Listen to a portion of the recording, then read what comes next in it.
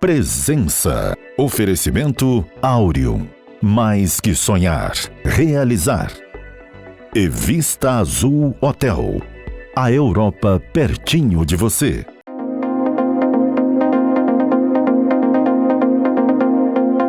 A presença hoje é a do mentor financeiro Paulo Costa. A propósito do lançamento do seu livro Dinheirofobia, recentemente aqui em Vila Velha. E é com o Paulo que nós conversamos agora. Paulo, tem dinheirofobia, tem dinheiromania?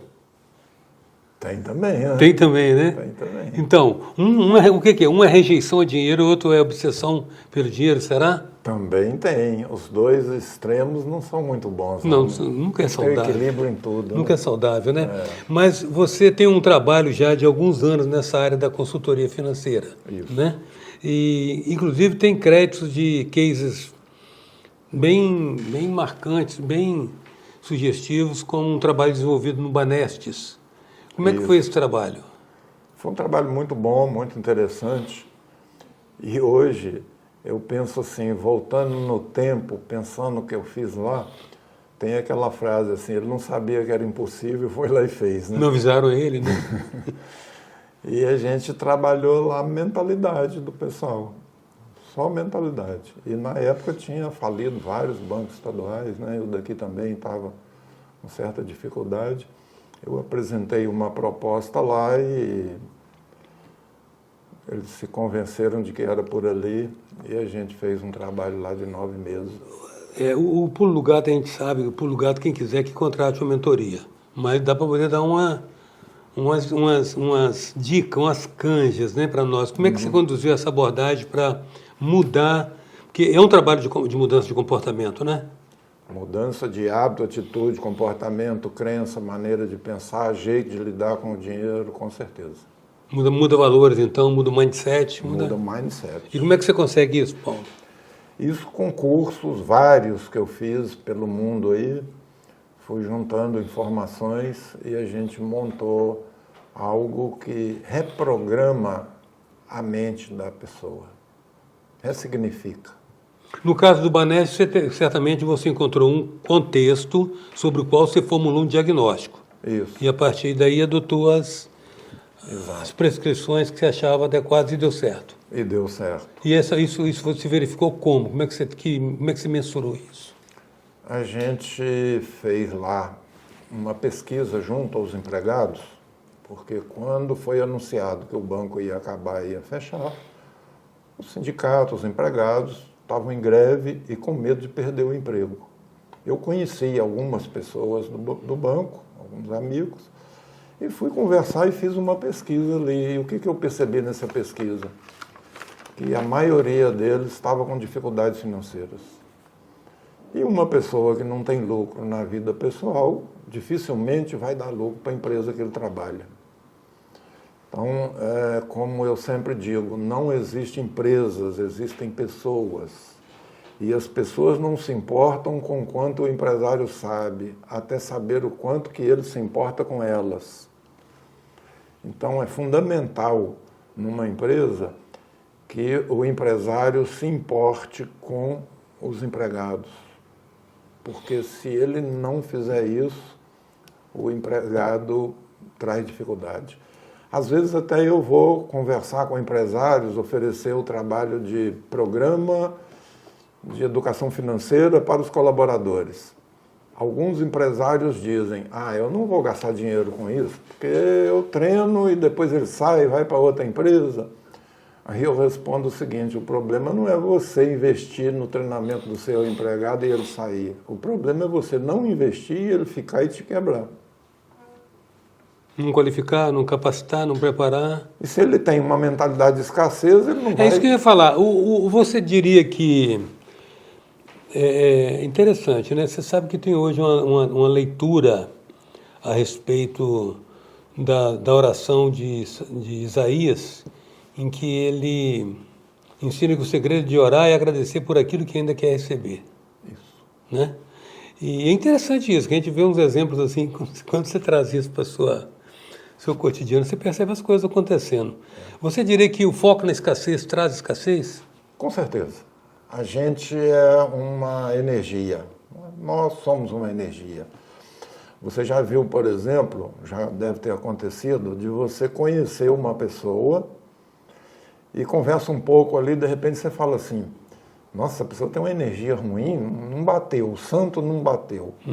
E de repente você conhece uma outra pessoa, conversa 5 minutos e parece que vocês são amigos de infância.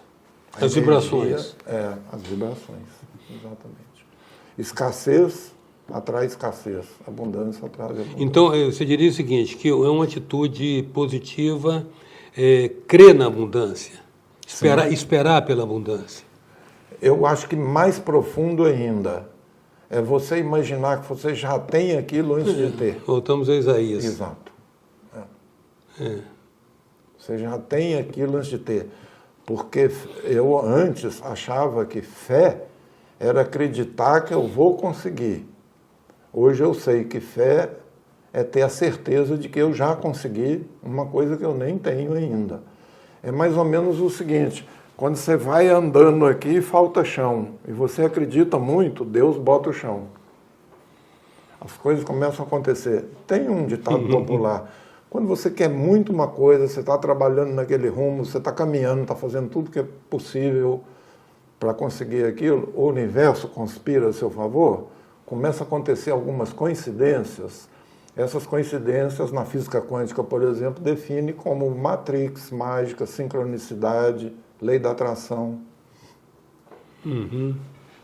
Isso funciona e funciona muito bem. Mais recentemente começa a haver uma conexão muito forte, uma vinculação muito forte de física quântica com espiritualidade, né? Isso. E por trás disso tudo se encontra isso, né? Exatamente. De que trama que é construído esse universo para a gente pensar que a gente está só, a gente está isolado. Eu sou, assim, entusiasmado com isso, com aprendizado, com leitura, estou sempre buscando mais informação. E fiz vários cursos, porque quando eu comecei a trabalhar com 20 e tantos anos atrás com empresários, com pessoas, às vezes você encontra uma pessoa que está ainda resistente, ou que aquele método que você está seguindo não está chegando aonde você quer.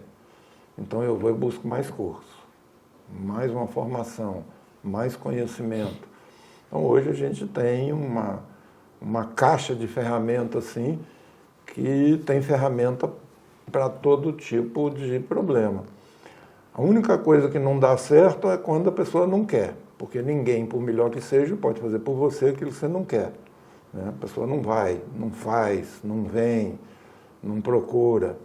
No lançamento do meu livro... Você sabe um detalhe, só interrompendo, você sabe que nos estudos do esoterismo, o que distingue fundamentalmente a magia branca da magia negra é isso, né? Isso. Conseguir fazer a pessoa fazer algo que ela não quer, contra a vontade. Isso. Ludibriar a pessoa, enganá-la de maneira que ela faça algo que ela não queria. A magia, digamos, o processo da magia, seria o mesmo. A finalidade é que distingue a branca da negra. Eu, quando um cliente me procura, eu tenho todo um questionário, uma entrevista, uma sessão estratégica para saber os recursos dele, as necessidades, os objetivos e se ele aí você já está está entrando um pouco com o comprometido. lado coach, o coach que você vai buscar. A formação em coach, nesse momento, Me é a ajudou. ferramenta que você tira da caixa. Isso, me ajudou nisso. Perguntar, questionar, saber, identificar. A programação neurolinguística também ajuda muito nisso. Está muito presente, a gente percebe isso. A PNL, depois ela banalizou muito, né? Mas ela não deixa de ser poderosa nos ensinamentos dela, né? Exatamente, tem uma base científica muito legal. Inclusive, quando eu falo de todas essas cases, esses casos de sucesso e tal, tem sempre algum grupo, algumas pessoas que querem a fundamentação científica, né, para saber o que eu faço, porque eu levo a coisa mais na leveza, na brincadeira. Então eu fui fazer um mestrado, uma pós-graduação. Isso é o fundamentalismo cartesiano. Isso, chama assim.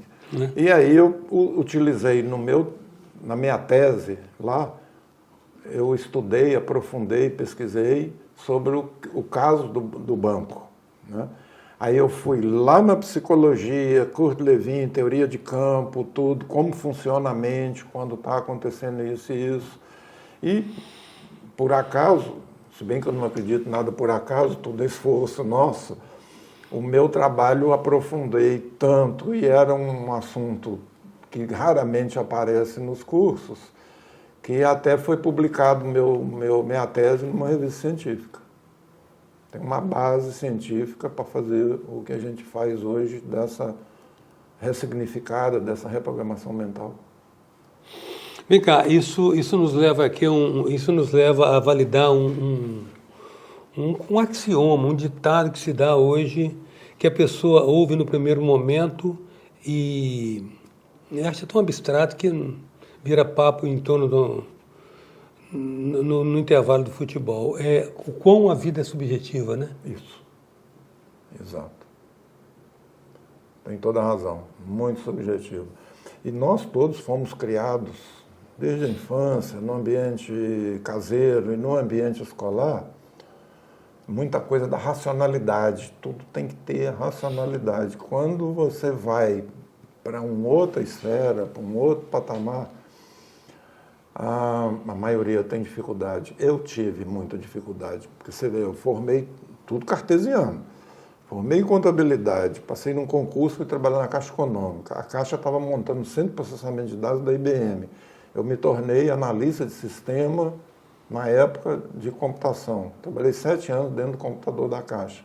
Não gostei daquilo, fui fazer engenharia, de novo, racional. Depois que eu resolvi essa nova profissão de consultor, coach, mentor financeiro, de novo, racional lá no começo. Fui fazer o curso de consultoria financeira, né? 2 e 2 é 4, para todo mundo, ninguém questiona. Gasta menos do que ganha. Mas aí tem uma coisa, não tem nada a ver com isso. Você pega uma nota de R$100, 3 notas de R$100 e dá para 3 pessoas. É a lei dos talentos. Uma vai guardar para não perder. A outra, o 100, vai virar 200. E a outra gasta em 5 minutos 100. Então o problema não está no dinheiro. Está aqui. Está no jeito como eu lido com o dinheiro. Embora muita gente continue identificando no dinheiro o vilão. O vilão. Isso é tema para o nosso próximo bloco. Hoje a presença do consultor financeiro Paulo Costa. A gente volta já.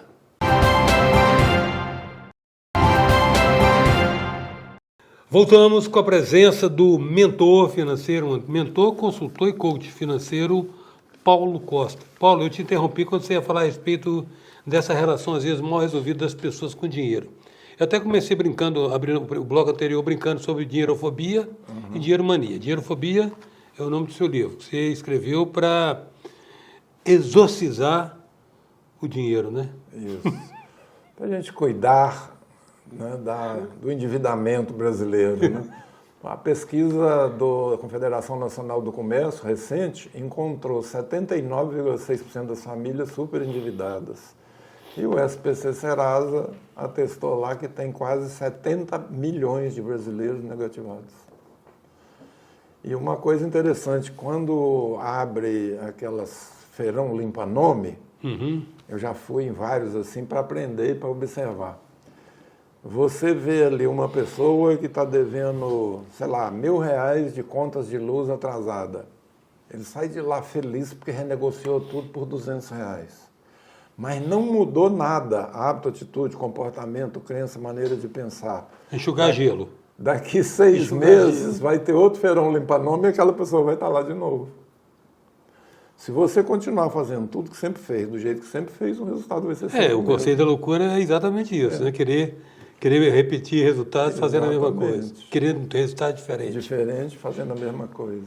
Mas como é que você vê essa questão dessa relação do dinheiro e por que as pessoas criam uma relação, às vezes, mal resolvida? Uns gostam muito, outros têm um sentimento de remorso na relação com o dinheiro. Nós temos aí, como pano de fundo disso tudo, digamos, uma ética católica que falava que era mais fácil um camelo passar no fundo da agulha do que um rico ganhar o reino do céu. Isso. Isso aí não ajudou em nada, né? Não. A cultura de prosperidade. E você vê o seguinte, chegou um cliente no meu escritório lá, E começamos a conversar, eu prestando atenção na conversa dele, perguntando, ele respondendo e tal. E enquanto estava conversando com ele, eu já percebi ali alguma coisa. Então eu naturalmente, prestando atenção nele, tirei a carteira do bolso, ele já mudou a fisionomia, a fisiologia ali. E quando eu tirei do bolso, tirei da minha carteira, uma nota de R$100 e uma nota de $100, aí ele mudou todo. Ele virou e falou assim, ó, vou falar para você uma coisa, se um dia eu tiver que escolher entre o dinheiro e Deus, eu sempre vou escolher Deus. Aí eu calmamente olhei para ele, eu falei, interessante, dá para você repetir isso que você falou? Aí ele falou com mais ênfase ainda, não, eu estou falando para você, se um dia eu tiver que escolher entre dinheiro e Deus, eu sempre vou ficar com Deus. Aí eu dei aquele silêncio assim, olhei para ele e falei, onde você tirou isso? Quem te falou? Quem falou que você tem que escolher entre dinheiro e Deus? Você sabe que o universo é abundante, Deus fez isso tudo, foi para nós? Aí ele entrou na mentoria e hoje ele está muito bem, está em paz com o dinheiro. Outra coisa que eu também levo tudo muito na brincadeira, e a brincadeira, nossa mente aprende com brincadeira. É, com lúdico, né? É lúdico. Com relaxamento. É. Então você vê que no verso da nota de 100 tem um peixe grande. É um peixe grande. Quando você quer pescar um peixe grande, o que você precisa? Você precisa de uma isca grande. Então eu já deixo tudo junto aqui, ó. E tem dado certo. Antigamente a gente chamava isso de chama, deixava na carteira para chamar. É. Então tem dado certo, tem vindo muito peixe para mim. Quer dizer, são coisas fáceis, simples, mas muita gente não acredita. Aonde que eu fui aprender isso? Eu vou para os Estados Unidos, vou fazer um curso onde eu pago $7.000, e no meio daquilo, o professor americano lá falou sobre isso. Ele mostrou a carteira, que ele tem sempre muito dinheiro ali, se ele precisar gastar, ele repõe, porque aquilo ali é o chamariz, é a isca. Eu falei, gente, mas como que eu pago passagem aérea, $7.000 para escutar uma bobagem dessa, né? Depois eu fui processando aquilo, eu falei, peraí, o cara é rico, o cara está dando curso, está cheio de gente no curso dele, ele está ganhando dinheiro, não custa nada experimentar, né? Aí eu vou experimentar, a coisa começa a dar certo, né? Continuo fazendo. Quando se tem case como você para testar isso, é muito bom, porque às vezes a gente também tem uma certa suspeita mesmo desses casos, né? Daqueles caras que ficam ricos vendendo livro de como ficar rico. Né? Tem muito. Não tem conteúdo, não substância, tem consistência. Não tem, né? Faz um aparato cênico ali, mas você não vê sentido. Mas foi aquilo que você falou. Quando você busca o conhecimento, você tem ferramentas que você pode. Agora eu vou entrar com essa abordagem, esse approach. Né? Agora, a pessoa na sua vida, o CPF leva isso para o CNPJ, né? A pior coisa que o empresário faz é quando ele começa a misturar o dinheiro, as contas da pessoa física com as contas da pessoa jurídica. Misturou o CPF com o CNPJ, ele perde o controle das contas pessoais e depois da empresa também. Então, sempre eu faço palestra para empresários, já fiz em associações comerciais, em CDL, em vários lugares. Eu deixo isso muito claro. É muito simples você separar o CPF do CNPJ, as contas. Você tem que ver na sua vida pessoal quanto que você precisa para manter o seu padrão de vida. E a sua empresa tem que gerar essa retirada para você. Quando você toma a decisão, logo começa a acontecer uma série de ações e daí a pouco a pessoa já está fazendo aquilo naturalmente. E existe também, Paulo, assim, empresas que seguiam pela ótica da escassez e outras que seguiam pela ótica da abundância? No nível empresarial também a gente percebe isso? Direto. Tem empresas que você vê ali que tudo é muito escasso, tudo é muito medido, contado e tal, e tem dificuldade para alavancar, tem medo de investir e tal. E tem empresas muito boas que eu já atendi, por exemplo, um mês, 2 meses atrás, eu fui contratado por uma empresa de mármore e granito do interior aqui. E fui para lá sexta-feira, passei o sábado e domingo com eles lá. E qual era a dúvida, ou o medo, ou a coisa? Ou a crença limitante. Era um medo, era um receio, era uma dinheirofobia, medo de dar o passo, né? Eles conheceram uma empresa nos Estados Unidos, na Flórida, de mármore e granito, que só trabalha com público classe A e não estava dando conta de fornecer. E chamaram essa empresa daqui para ser parceira, para se associar. Mas eles estavam receiosos. Dou espaço, não dou, compro uma empresa fora. Não. Então, com o trabalho da gente, a gente clareia isso e hoje eles são sócios 50% de uma empresa americana. E está dando muito certo. Digamos assim, o medo da escassez ou o foco na escassez, digamos assim, inibe a capacidade da empresa usar, ou investir, apostar na ampliação do mercado, Tem um empresário que eu estou fazendo mentoria com ele agora. Ele teve uma empresa e faliu, e aí é um trauma. Aí ele fica com medo de fazer outra, fica com medo de falir de novo, porque é traumático mesmo, para ele, para a família, para dar vergonha, dar constrangimento, dar tudo, fica endividado.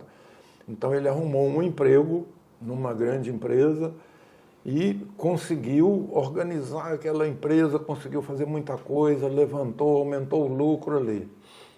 Mas está com o maior medo de abrir outra empresa. Então o meu trabalho hoje é cuidar desse trauma dele, organizar isso, ressignificar isso, e ele já está com todo o plano prontinho para abrir uma outra empresa num ramo semelhante ao que ele tinha, mas num outro segmento. Isso vai dar certo. Você diria que nós temos, nos últimos anos, a gente tem percebido um florescimento de uma cultura de empreendedorismo, né? O cara começa de uma maneira bem modesta, bem humilde, mas ele quer ser o seu próprio patrão. Uhum. Ele cria o negócio dele para ter o emprego dele. Você acha que isso aí pode ser assim uma sinalização de uma sociedade que está buscando ser mais afluente, mais próspera, mais rica? Sim. Alguns porque querem aquele ramo, têm jeito com aquilo, gostam daquilo, e outros por necessidade ou por oportunidade, né? O maior perigo aí é a pessoa levantar de manhã e falar, vou abrir uma loja de roupa. E vai lá e aluga um espaço e começa a fazer aquilo sem um plano de negócio. O plano de negócio é um bicho de 7 cabeças, planejamento, plano de negócio é um bicho de 7 cabeças para a maioria das pessoas. É a coisa mais simples do mundo. Como o Sebrae é uma empresa, vamos dizer, sem fins lucrativos, eu posso dizer isso aqui, o plano de negócio que o Sebrae tem é só entrar no Google lá, é gratuito. A primeira parte do plano, ele ensina o que é um plano e já faz algumas etapa por etapa, né? E a segunda parte é um plano de negócio em branco para a própria pessoa preencher e levar para um consultor para orientar, para organizar, para enquadrar. É fundamental, antes de abrir qualquer coisa, porque no papel, alguma coisa que não está dando certo, você passa a borracha e corrige. Agora, depois, na vida real, aí é complicado. É um preço, né, Por exemplo, um restaurante que eu estava fazendo um trabalho com eles naquela crise de 2016. Assim que eu sentei lá para jantar, para ver se tinha jeito, né, se valia a pena trabalhar, eu vi que o cardápio dele estava defasado ali, os valores. Como ele estava na dificuldade, não adianta eu falar para ele, esse preço desse prato seu aqui, você está tomando prejuízo. O que ele vai me dizer? Não, mas eu vendendo barato assim, já não vem clientes, se eu subir o preço, o cliente some. Isso é o racional. Depois que eu faço, muda a mentalidade, fica fácil de mexer. e eu conto história, né? Eu falo, olha, esse cardápio seu aqui, nesse item aqui, não está legal não. Isso aqui, por exemplo, ele tinha lá no cardápio espetinho de carne, espetinho de frango, espetinho de queijo, na época, se não me engano, R$5. Para ele entender isso, eu falei, olha, tem um amigo meu que tem um restaurante parecido com o seu, ele também tem isso lá no cardápio. Ele levanta cedo, pega o carro, vai lá no açougue, compra 5 quilos de carne, leva para o restaurante, limpa aquilo tudo, joga meio quilo fora, que é mochiba, corta direitinho, vai na loja ali, compra aqueles espetos de bambu, vai na outra loja, compra o carvão, leva isso tudo para o restaurante. E aí chegou um cliente, sentou na mesa, abriu lá e falou, traz um espetinho desse para mim aqui.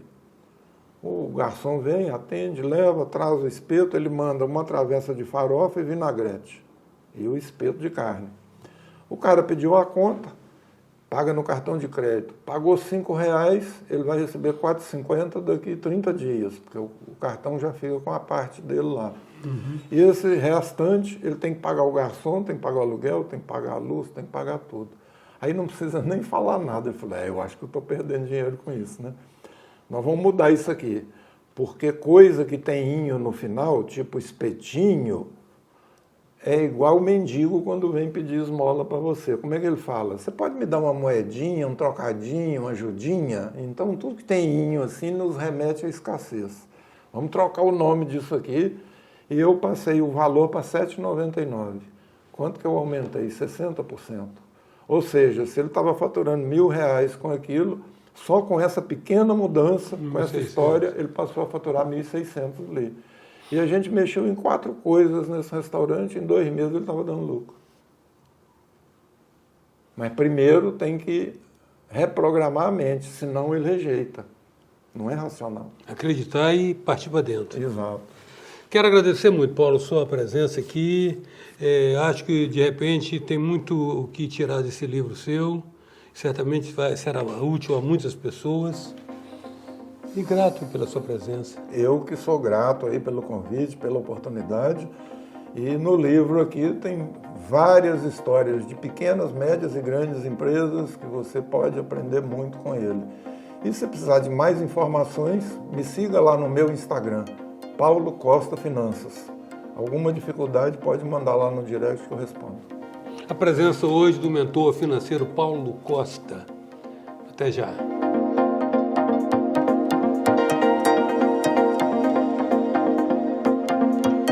Presença. Oferecimento Áureo.